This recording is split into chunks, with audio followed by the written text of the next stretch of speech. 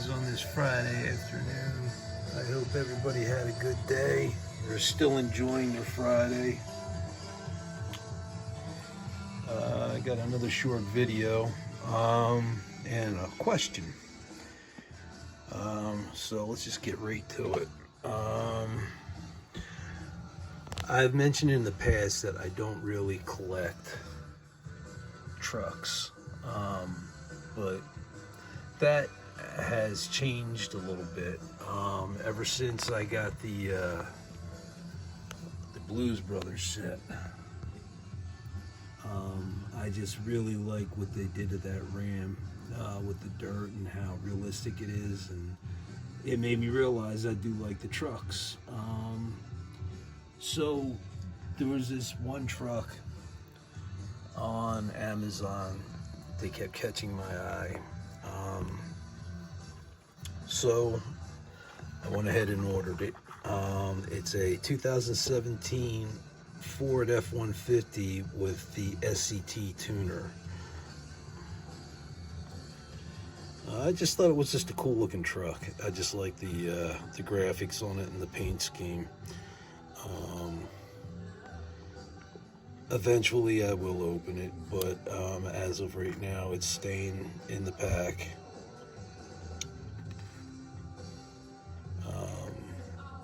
This is a Greenlight.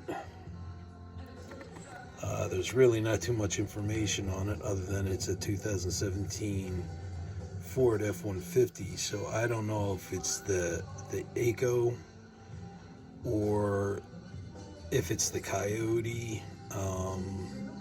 It's not saying anywhere on there other than just precision performance because of the tuner.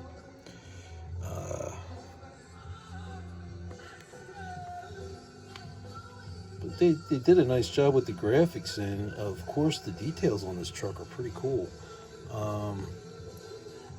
The rivets in the bumper, the wheels look correct.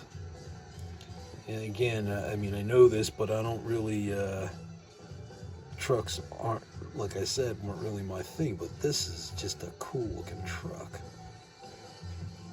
I kept seeing it pop up on Amazon, and it just like, I kept going to it, and I was like, that's it, I'm fine, I'm just gonna get this thing. So it's not a muscle car, but it is tuned to high performance. But that's about all I can say about that. I don't believe it's in the same category as the Raptor, that's for sure. But anyway, here's this 17 Ford F-150 with the SCT tuning package on it. Well, the SCT Tuner, I should say. Now, keeping my Mini GT there and my Raw there. Those are like prized items right now. To get to my question. My question is, what was your first car that got you rolling on this collecting, excuse me. I will show you specifically what the car was that got me going, and I will show you the car that I used to have that persuaded me to get this car. So here we have the Barrett Jackson 1970 Chevelle Ss, numbers matching, 454. I was in Hobby Lobby a couple months ago actually, and was walking down the aisle where they have the cars, and I saw this Chevelle, and I just stopped dead in my tracks and said to myself, I need this car. This is before I started collecting, but this was the car that spawned all of this on my wall.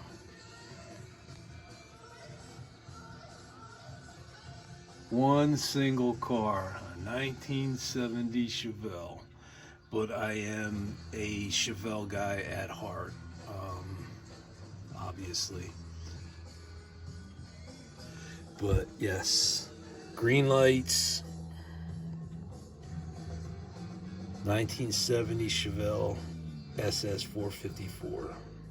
This was the car in tuxedo black that got me collecting muscle. I mean, as a kid, I used to just go to the store and get Hot Wheels, pop them open, and play with them. That's what I did. These cars today are a far cry from what Hot Wheels used to be back in the day. And I know some of those Hot Wheels are extremely rare and collectible now. And Hot Wheels is starting to make a break into the mainstream with more realistic looking vehicles, which is what I like. Not the cartoonish style that they're well known for. But how about this car? It's beautiful. What did it go for? Here it sold for $143,000. Wow, that's like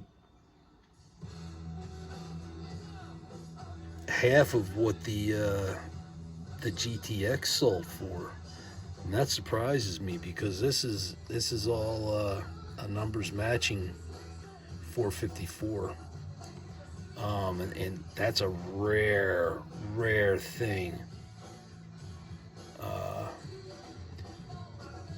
And for only, I say only, not like I carry that kind of cash around me in my pocket, but considering what it is and being sold for $143,000, granted that's a large chunk of change, but the person that was able to lay that down got a bargain.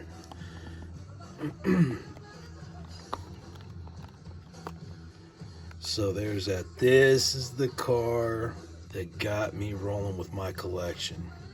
My question is, what was your car? What was the first car that drew you back into collecting again? So I'm familiar with some of you guys have just started up within the past year or so. Me, I just started a couple months ago. And I find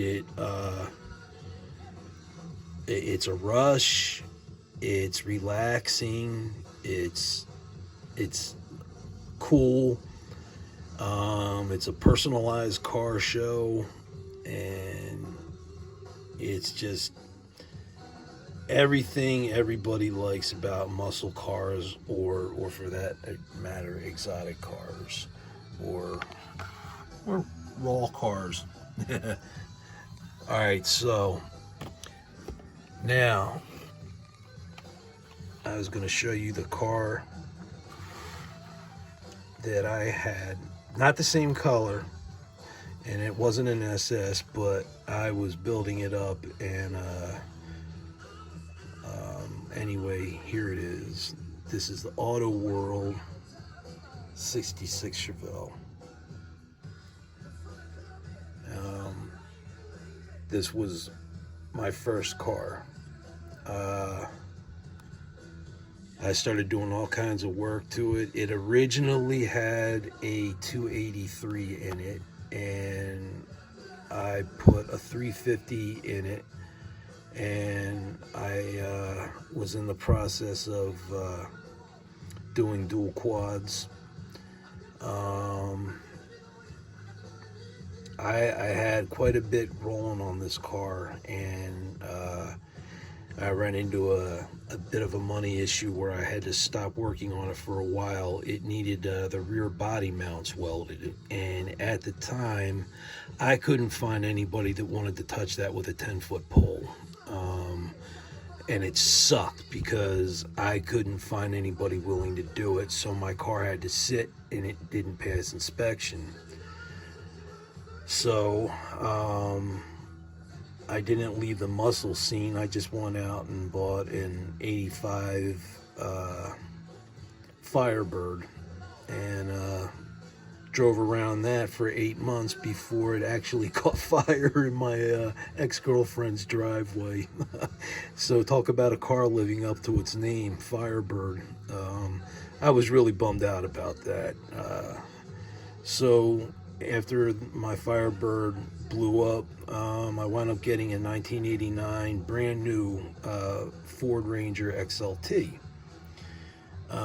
I had that for a couple years, and in my younger days, as I just turned 21, I found out I was going to be a daddy, and I had to get rid of the truck to make room for number 3.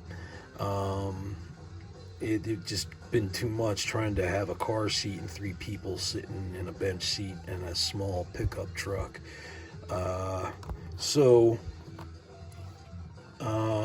Again, instead of being responsible about the type of car I picked because I had a family, I stuck with the muscle scene and wound up getting a 1991 Trans Am.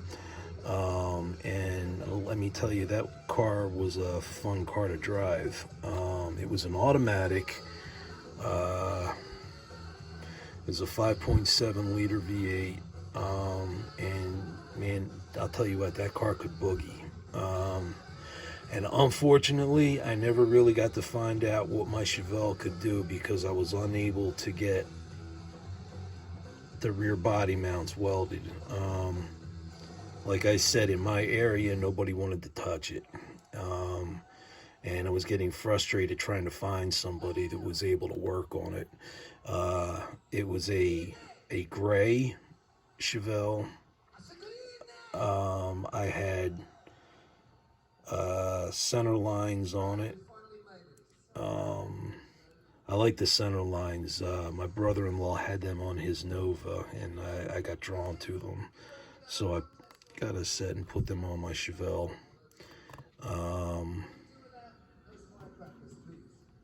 But yep, this is the ultimate muscle car that is a permanent spot in my heart. I love all muscle cars, but you couldn't remove this muscle car from my heart if you tried.